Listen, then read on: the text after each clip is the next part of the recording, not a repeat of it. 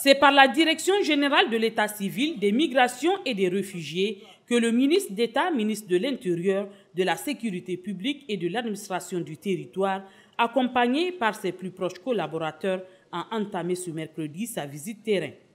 Un accueil chaleureux lui a été réservé par l'ensemble du personnel avant d'échanger longuement avec le responsable sur le fonctionnement de la structure, les avancées en matière de modernisation du système d'enregistrement des faits d'état civil et la gestion des flux migratoires et de l'accueil des réfugiés.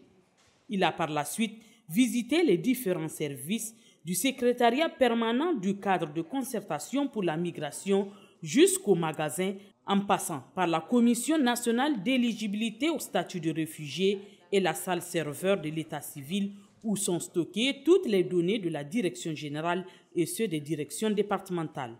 Le ministre d'État, le général de division Mohamed Toumba, a à ce niveau encouragé les agents à poursuivre les efforts engagés pour renforcer l'efficacité des services rendus aux populations. La seconde étape a conduit le ministre d'État et sa délégation à la Direction générale de la protection civile au sein du Centre opérationnel d'alerte et de conduite des crises COVAC, un centre qui joue un rôle stratégique dans la coordination des interventions en cas de catastrophe naturelle ou d'autres situations d'urgence, surtout en cette période de grande pluie qui rime souvent avec inondation.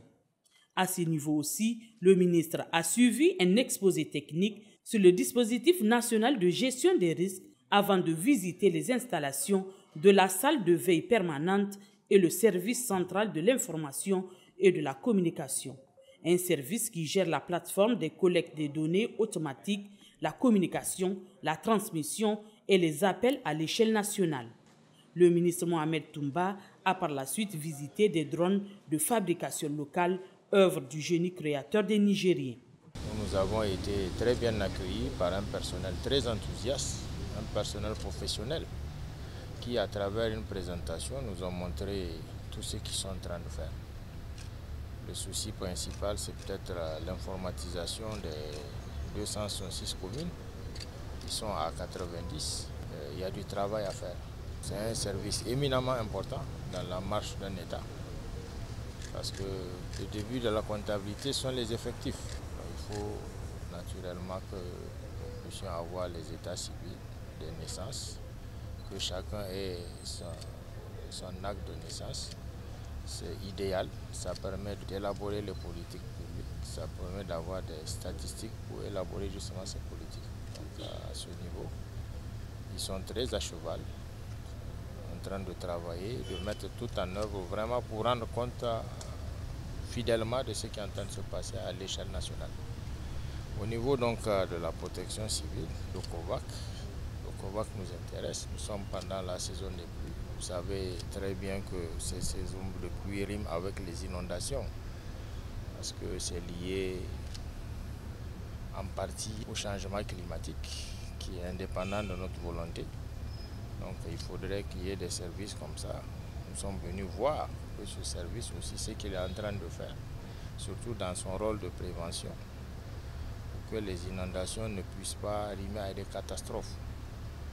Et que même si par ailleurs, justement, ils arrivent à prévenir, des dispositions peuvent être prises par les administrations pour que les inondations constituent moins de risques.